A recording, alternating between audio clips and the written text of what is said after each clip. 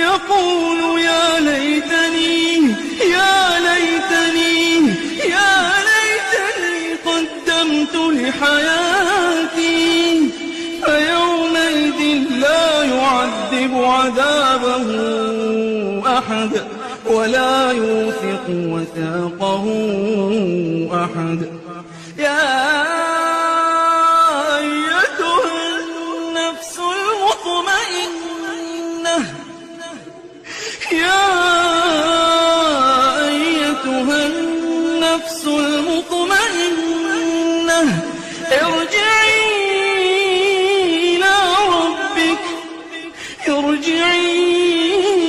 إلى ربك